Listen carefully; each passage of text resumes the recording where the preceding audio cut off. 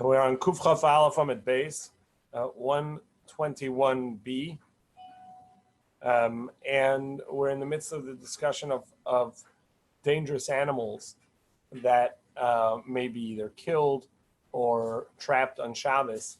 And we saw a list of certain animals that 5 animals or all animals that are either chasing someone or not, or just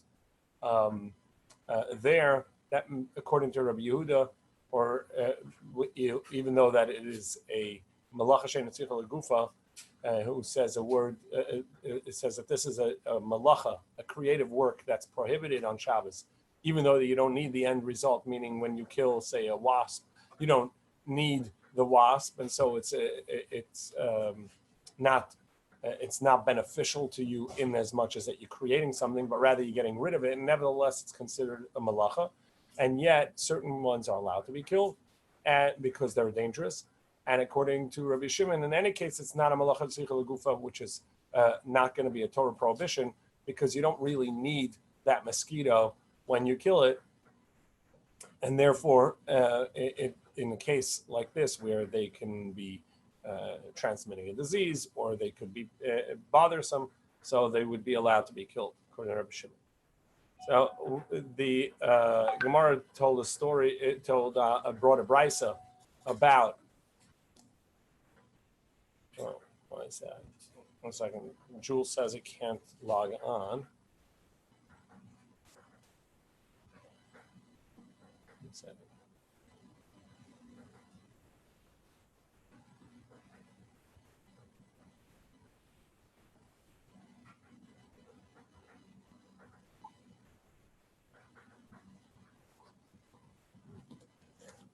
Anybody had an issue logging on? Nope, not at all. No. It's your magnetic personality. Jules is having an issue. I just want to make sure. Our system. So the Gemara said that if somebody had an opportunity to kill an animal on Shabbos, a snake on Shabbos, or a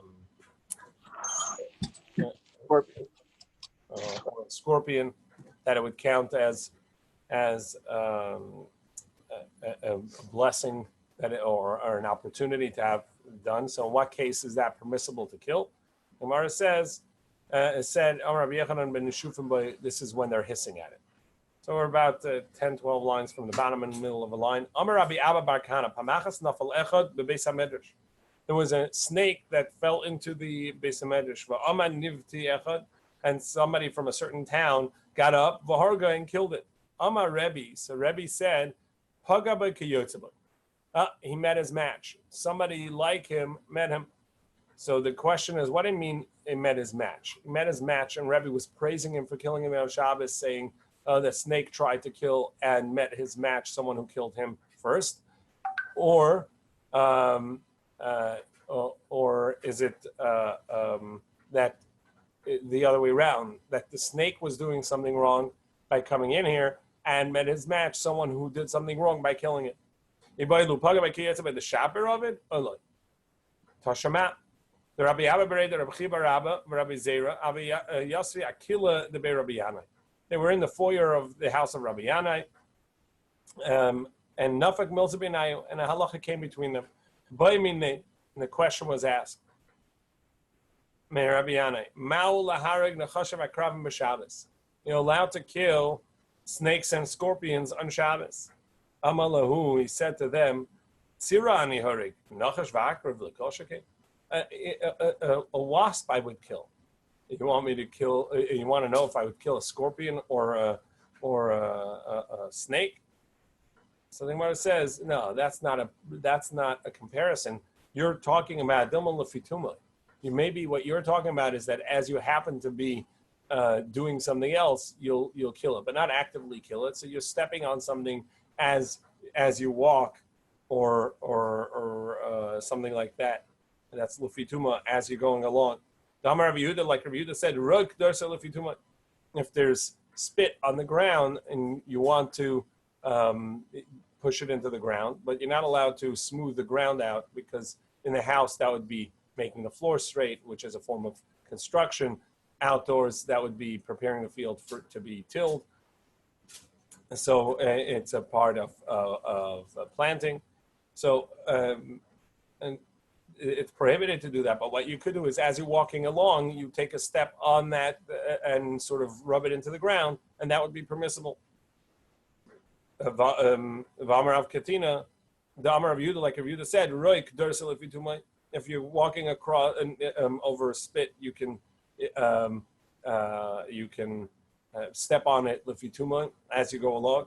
V'amar of Sheshes, and Rav Sheshes says nachash dorsa lefituma, a snake you can trample on as you lefituma as you're walking along. V'amar of Katina, Rav Katina said akrev dorsa lefituma, even a scorpion as well. If you see one as you're walking along, and just step on it.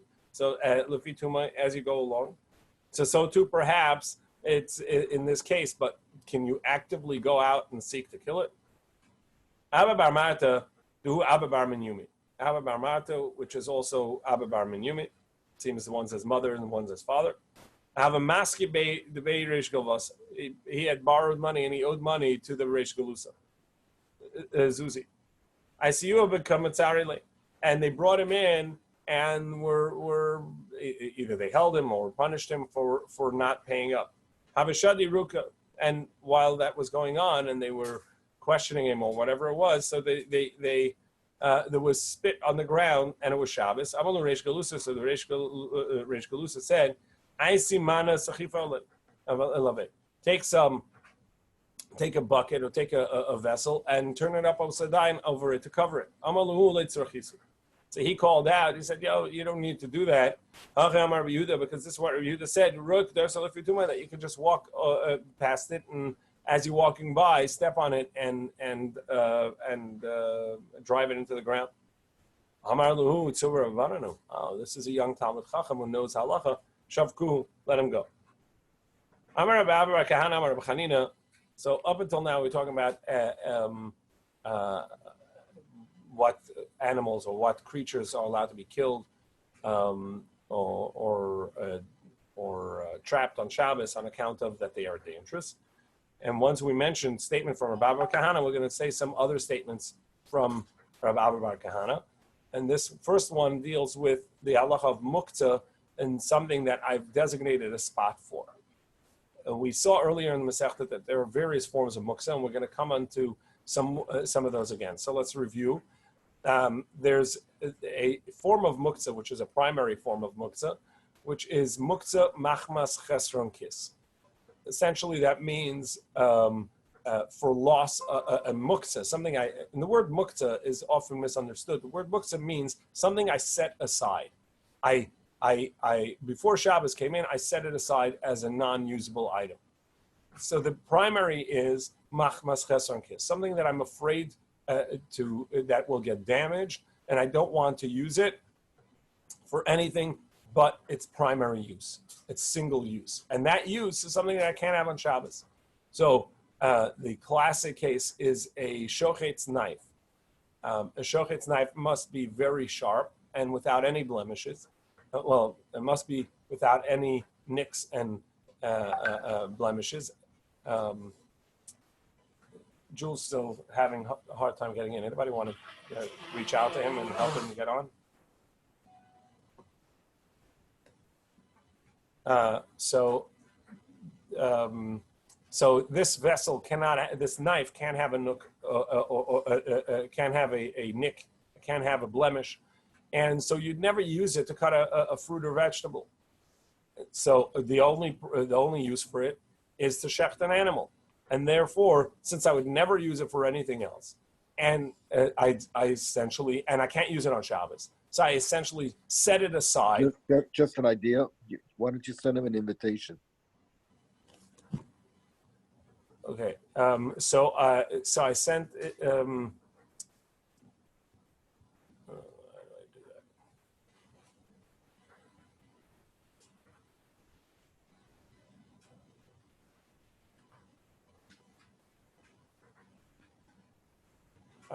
So you set aside this knife,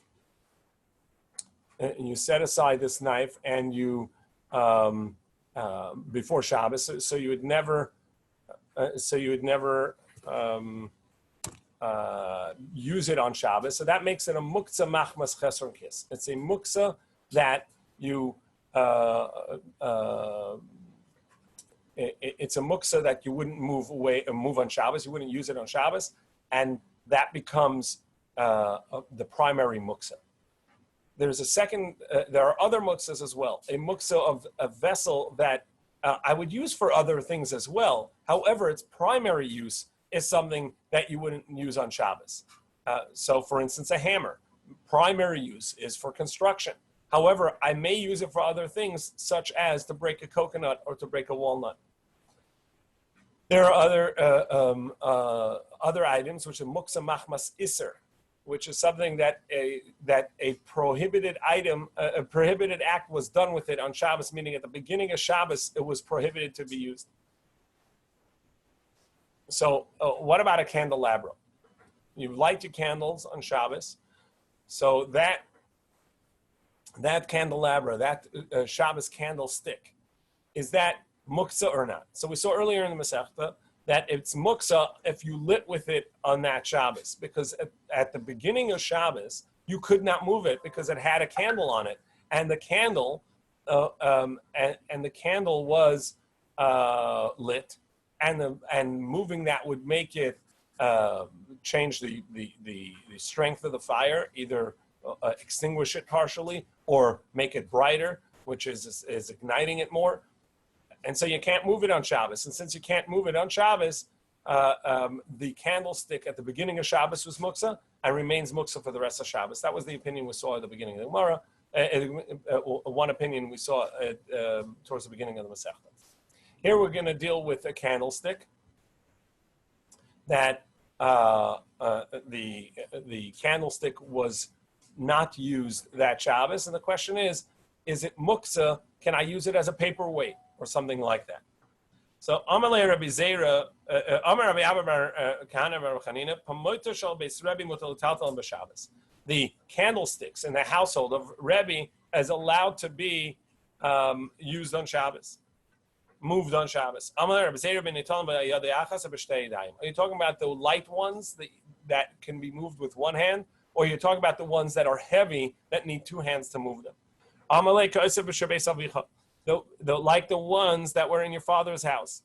So Rashi says those meaning the smaller ones. However, the larger ones, those are heavy candelabras, and people don't move them at all for anything. And therefore they have a designated place, and it would be muksa. To use to move on Shabbos, because at the beginning of Shabbos you have designated a place for it, and you have no other use for it because you wouldn't use it for anything else. So we now start Kuf Chaf Beis Amud Aleph 122 A right at the top. And further he said, Korona Shabbos Rebbe Mutal Taltal B'Shabbos. Sedans or wagons that were pulled by humans are allowed to be carried on Shabbos. The ones that are carried by multiple people, or the ones that are carried by a single person. Like the ones in your father's house. Again, the smaller ones.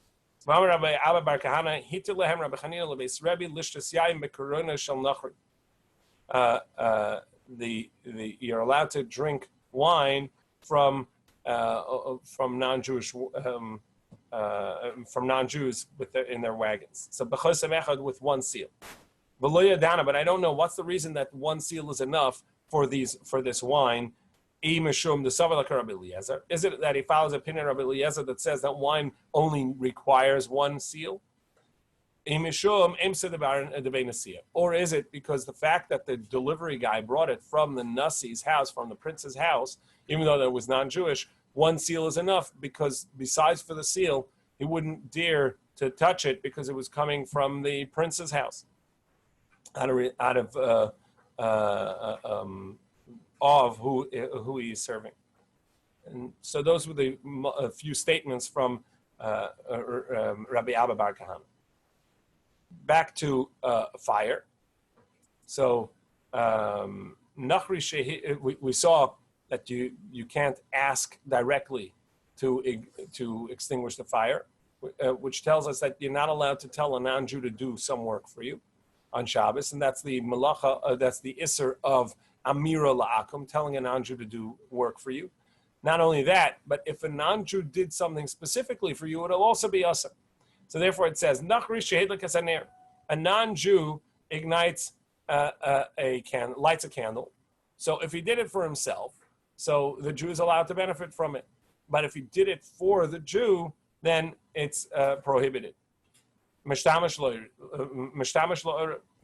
since he did it for himself, the Jew is allowed to benefit from it. But if he did it for the Jew, aser, then it's going to be prohibited. And similarly, we're going to learn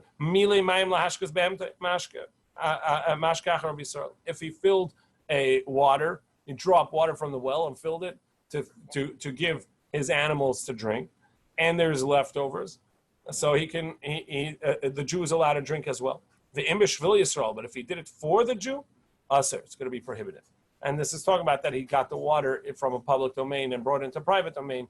But of course, if there's no prohibition in it, so then of course it can be done by a non-Jew for a Jew as well. We're talking about something that the Jew is not allowed to do, and the non-Jew is doing it on his behalf, and it's a malacha. So therefore, it's going to be prohibited.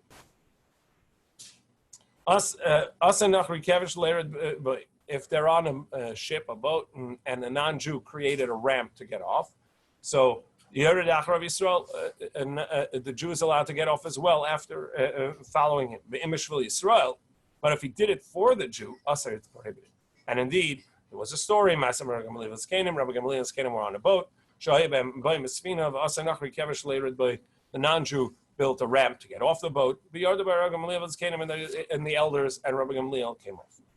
And I need these three cases. The Yashmi'ina if it had only said a candle, well, by a candle, there's nothing extra is being done because the candle illuminates for one as much as it illuminates for 100, and therefore there's nothing extra has been done for the Yisrael. So of course he's allowed to benefit from it. However, here we're talking about aval mayim, but by water, where he actually had to bring up some extra on behalf of him. Aval mayim ligzer dilma asel afushi b'shvil Yisrael. Perhaps he's going to add on behalf of the Yisrael, and therefore we needed the Mishnah to tell us that still it's going to be permissible. The kevesh and the ramp as well. Lamali, why do I need that story? Because really, essentially, that's the same as the candle. He's not doing anything more for the more people that the ramp works for one as much as it works for 100. So he's not doing anything more on behalf of that. So Lamali, so what I need that scenario in the Mishnah. It's coming to teach us the story of Rabbi Gamliel and Zkanim who got off on a ramp. So that was a practical one. And he gathered hay. If the non-Jew gathered hay for his animal, so the Jew is allowed to bring his animal afterwards to eat from there. But if he did so, he gathered hay on behalf of the Jew for his animal. It's prohibited. Similarly, he gathered water for his animal. The Jew is allowed to use it afterwards. If he did it for the Jew, is prohibited. So this bright says like our Mishnah. But then it adds, when do we say this? When he doesn't recognize him, he doesn't know him. But if they are friends, then it's prohibited to benefit from what the non-Jew did, even though he did it for himself. And the reason seemingly is going to be because it clearly he did it on behalf of the Jew. It's not so.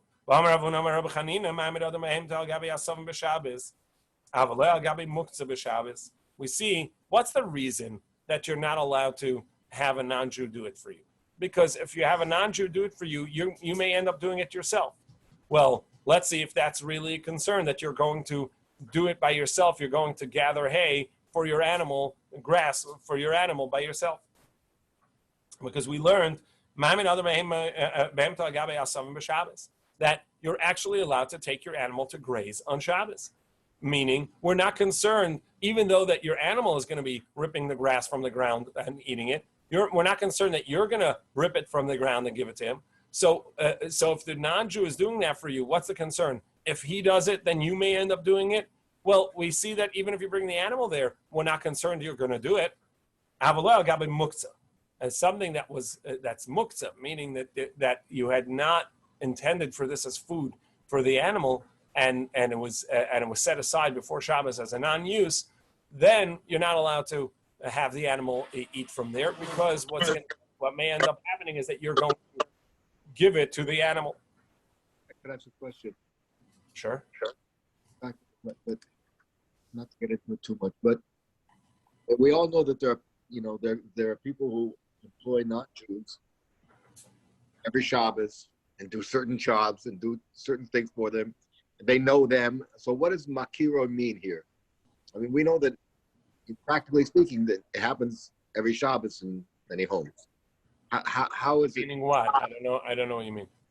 I mean, what is makira? So his next door neighbor, he's got a good neighbor, and his neighbor says, I'm going to bring him a little extra water. I mean, I'll just draw extra water. I know he can't get water today. I'll get water. I'll give him a little water. What's the difference with that and a non-Jew who works for a Jew, and he knows, you have to bring him, I get him water, I do this, I do that. He does all these jobs, and he knows because he knows it's expected of him. Well, who says that he's allowed to do malacha? I don't understand. He can't do things that are prohibited. Is he allowed to get him water? Is he allowed to wash the dishes? Is he allowed to? Those are not prohibited acts. So what's wrong with the water here? So he's drawing. That's what I said. He's drawing it from a public domain to a private domain. So because water is not a problem. Sorry, I can't hear you. But your sound is not great. What was that? Because we have running water, that's not a problem. Correct. So the problem is he can't do a prohibition on behalf. Can't do a prohibited act that I cannot do on Shabbos. They cannot do for me because I cannot benefit from what they do. So if he doesn't know him, he didn't do it for him. He just did it, and he just happened to have some extra water. But if he knew him, then the suspicion is that he got a little extra water for him. Correct. Now, obviously, you all know that sometimes that it's permissible to call a non-Jew and to hint to him that something needs to be done. Usually, that's to remove an annoyance, but not to create something because you can't benefit from it. Or there are times where there's the act being done is a rabbinic prohibition, and therefore telling the non-Jew to do it is a shvus to shvus. It's telling a non-Jew to do a rabbinic prohibition for you if there's a great need or a mitzvah, so then sometimes that's permissible. And perhaps you're talking about that. And so there are times. The Gemara here is not giving us all the scenarios that's permissible. Right now we're talking about the ones that are prohibited, but this is the prohibition. The general idea is that something that a Jew may not do on Shabbos, you cannot ask a non-Jew to do for you on Shabbos. And in fact, if he does it directly for you, it's also prohibited. So the reason is that the concern is if you're telling people to do it for you on Shabbos, you may end up doing it yourself. So the Gemara says we're not concerned about you gathering, pulling grass for your animal on Shabbos, because we see that you're allowed to take your animal to graze directly, even though that essentially the animal is going to pull the grass. And we're not concerned you're going to pull the grass. The only thing you're not allowed to do is you're not allowed to take it to a muktzah, because they were afraid you're going to pick it up to give to the animal. The Gemara says, no, it doesn't mean that he actually brings the animal there. It means that he stands in its way and it by itself goes there. So let's analyze the statement. It's only if he doesn't know the non-Jew, but if he knows him, it's prohibited because we're concerned he's going to do it for him. Well, what about Rabbi Gamliel? He was on the boat. The guy obviously knew that Rabbi Gamliel was on his boat, and he made a ramp for him as well. So Abai says maybe it was done not in front of Rabbi Gamliel, and that counts as not having done it for Rabbi Gamliel. So it says Rav Amar afilatem b'fanav. No, it could be that it was in front of him. Ner le'echad ner le'mea. The one candle works for one as much as for 100 people.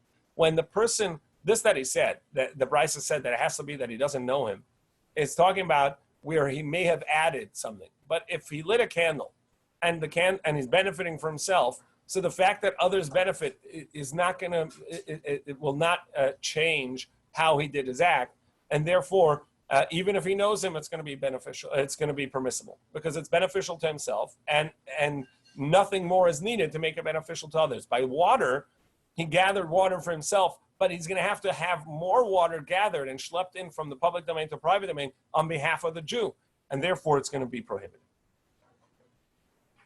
Meisaveh, we ask a question. Amalehem Rabbi Gamliel, the Brisa seems to indicate that it was done in front of Rabbi Gamliel. Amalehem Rabbi Gamliel, sorry, it was done not in front of Rabbi Gamliel, because it said, since it was not done in front of us, we can go down. That's seemingly the statement that Rabbi Gamliel said. So Rava says, no, what he meant to say, what he was saying was, since he made it, therefore he did it for himself, but we can go down as well. Tashama. So let's come and analyze from this Brisa. A city that both Jews and non-Jews live there. And there's a bathhouse, and the bathhouse is operating all of Shabbos. And Matzah Shabbos, somebody wants to go take a bath. Question is, the water has been heated and the bathhouse has been functioning all of Shabbos. Essentially, the non-Jew doing prohibited work for the Jew that's going to come after Shabbos. So it depends. It's running on Shabbos. So Imrav Nachum, if the majority of the city are non-Jews, so immediately after Shabbos, you're allowed to go to the bathhouse because it was made for the non-Jew. That's the majority. So the majority of patrons not Jewish. The owner heating the water and setting everything in motion is doing it for the non-Jew, essentially for the majority. Imrav Yisrael. However, if the majority are Jews, so he can only go in on after Shabbos with enough time for the water to have been heated after Shabbos. It has to wait after Shabbos enough time that the bathhouse could have been operational after Shabbos. So when it says Hassam, even though that he did it for himself or for the non-Jew, since the majority are Jews, that's what he's doing. He's making the majority of the water, he's making it for the majority of his customers. Tashamat ner hadoluk b'mesiba. There's a candle lit at a party. Imrov Nachum, if the majority of the people at the party are non-Jews, so the Jews are allowed to benefit from the candles because the people lighting them are lighting them for the majority. Imrov Yisrael Asura. If the majority are Jews, then you're not allowed to benefit from the candles being lit. Mechza asa. If it's 50-50, it's also prohibited. Hasamnami kimadlaki adaiti deruba madlaki. There too, when the candle is lit, it's lit on behalf of the majority. And we turn to Daf Kuf Chaf Beis Amid Beis 122b. Shmuel igla be'aven Turan. Shmuel came to Avin in the place called Turan. Asa unachra adlik shaga. A non-Jew came and lit a candle. So Shmuel turned away from it, saying, "Wait, I can't benefit from that candle." Adrin Shmuel ape. Even the Chazad Aisi Shtar Karile, he saw that the non-Jew had lit the candle, brought a document to read it in front of the candle. It says, so that clearly he's doing it for himself. So he turned his face back to the candle because he can benefit from it because the non-Jew had done it for himself clearly and not for the Jew specifically. With this we complete the 16th parak called Kisvei, and we should come back to you Be'ez Hashem Yisparach. We begin the next parak, which deals with parts of vessels that came off on Shabbos. So you had the door of a chest that came off its hinges. Is it a muktzah issue? Meaning, is this a broken piece of a vessel, which has either no use on Shabbos, or even if it has a use on Shabbos, but it's a new thing that wasn't there beforehand, and therefore it's going to be muktzah, or is it still a part of the vessel, and therefore it is a non-muktzah, I'm allowed to use it. That's A. B, can I put it back in on Shabbos onto its hinge or not?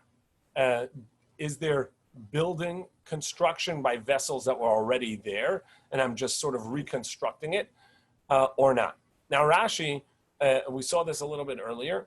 Rashi is of the opinion that there is no construction by vessels at all, and that's the simple reading of the Gemara. That ein bini b'kelim, there is no construction by vessels, and so you can put the door back on.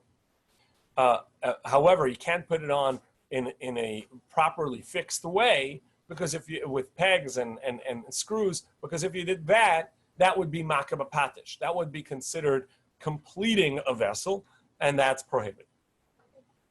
Tues is of the opinion, and this is the halacha, that no, really there is a binyan b'kelim. There is such a thing as construction by kelim, but it would have to be a binyan gomer, a complete construction, as opposed to where you're just reaffixing something or minor adjustments.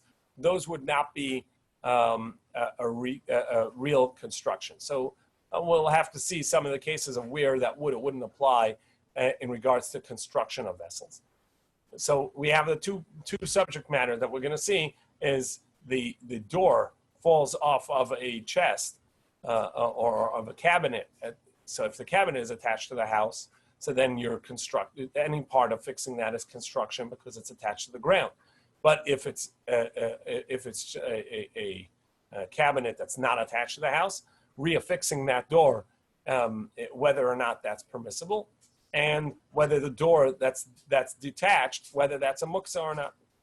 So kol hakelim nitalim b'Shabbos, all vessels that are allowed to be moved on Shabbos, meaning it's a movable vessel. You can even move the doors with them. So the chest plus the door are movable on Shabbos and permissible to be used. And even if it came off, even if the door came off, and the Gemara is going to tell us whether this door came off on Shabbos or the door came off even before Shabbos or specifically before Shabbos. Because this is different than the door of the house itself. The door of the house, I cannot put it back on Shabbos because that's construction. And therefore, that door, which is on the hinge, is set aside before Shabbos as a non-usable item other than where it is. And therefore, if the door came off the hinges, I couldn't put it back on, and the door itself would be muktzah because prior to Shabbos, at the onset of Shabbos, it's set aside as something that I cannot fix. Whereas the cabinet door, since I cannot fix it, since it was a part of a movable vessel, so it was a usable thing at the onset of Shabbos, it remains usable as a part of the vessel itself. And Tosfos explains later, we're going to see that if I had a earthenware vessel that broke on Shabbos, and they used to use the shards, as we saw, as a plug in a broken vessel or as the lid of a jug, so that shard now has a new use. That would be muktzah, even though that at the onset of Shabbos, it was part of a usable vessel, but now it's in a new capacity. Now you're trying to use it in a new capacity as a shard, a broken piece of vessel. That's going to be prohibited. But here, I'm looking to use it in its original use.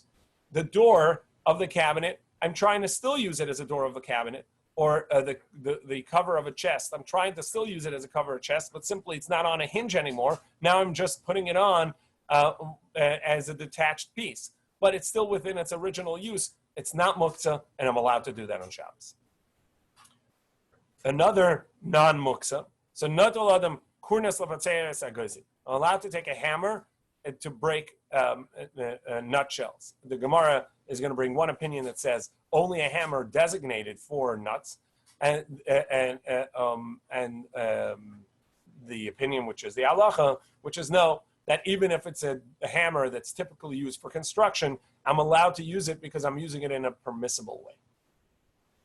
Similarly, kadam lachva a axe to cut a fig wheel. They used to press figs into a wheel, like a cheese wheel, and then they would cut off pieces, and they were pretty dense, and so you sometimes would need something strong to cut off a piece. Megira lagabes gvina, or a saw if I want to cut off a piece of cheese from a cheese wheel. Megrefa lagabes agurguris, a shovel to get dates out of a jug, out of a barrel.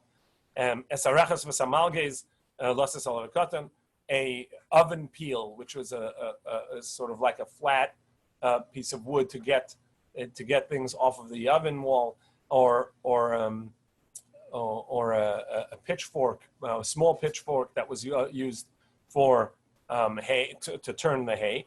And I want to feed a child with it, so I want to put food in front of them, and I don't have an item to use, so I want to use this oversized fork or oversized spoon that are really used for larger items. I'm allowed, and which are prohibited to be used generally on Shabbos. I can use it.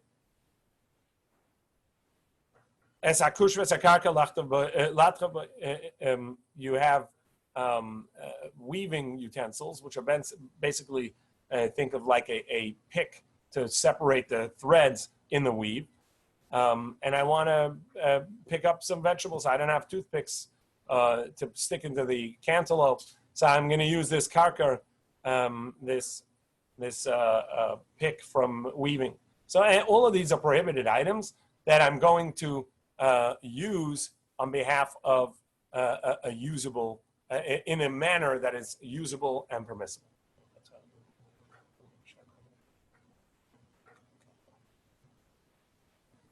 Machat shel yad, a small needle, lito b'sakot, to take a splinter out. V'shel sakoyim, and a larger weaver's needle, l'ftach b'sadelas, to pick a lock. So all these things, I'm using it for a permissible use. So the Mishnah said, the Gemara is going to tell us the first part about the doors. Kol hakelim and tolim v'alfa pishin esparka b'Shabbos. The doors are allowed to be used, even though that it came off on Shabbos. And for sure, if it came off on a weekday and prior to Shabbos, it was already off, I'm allowed to use it on Shabbos because this is the way it was meant to be used at the onset of Shabbos. The Gemara says, no, Adarabah, quite the contrary. B'Shabbos, if at the onset of Shabbos it was attached to the cabinet or to the chest, therefore, at the onset of Shabbos, I intended to use this door, this cover to the chest. Therefore, even though it came off on Shabbos, I can still use it. But if prior to Shabbos, this door was off the cabinet already, that means that at the onset of Shabbos, it wasn't a part of my vessel that I'm allowed to move. And therefore, perhaps I'm not allowed to use the door. Since they are part of their primary, therefore, at the onset of Shabbos, it was usable. But if it came off already on a weekday, so they're not really usable as a part of the primary vessel. And therefore, if the door came off or the chest cover came off, so then I'm not allowed to use it on Shabbos because it was not usable and not really a part of the vessel at the onset of Shabbos. Abai explained Hachikama. This is what it means.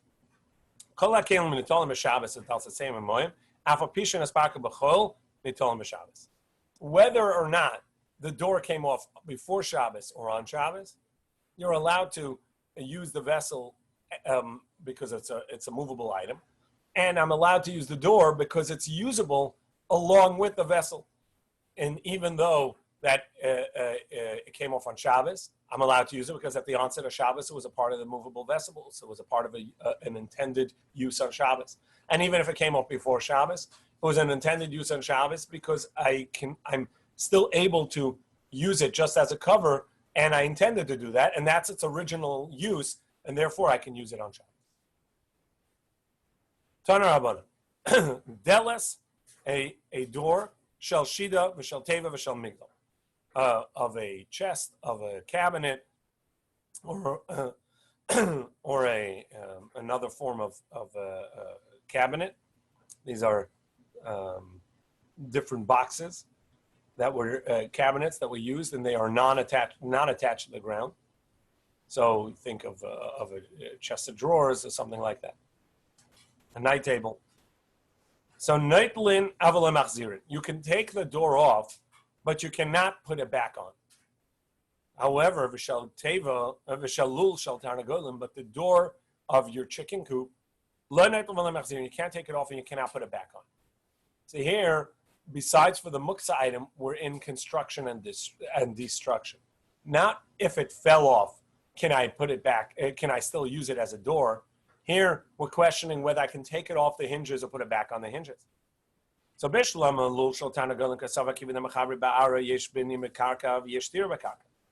so in regards to the chicken coop, it makes sense. You said it's both to take off the door is deconstruction, prohibited. Putting it back on is construction, prohibited, because it's attached to the ground. And since it's attached to the ground, either way, it's going to be prohibited.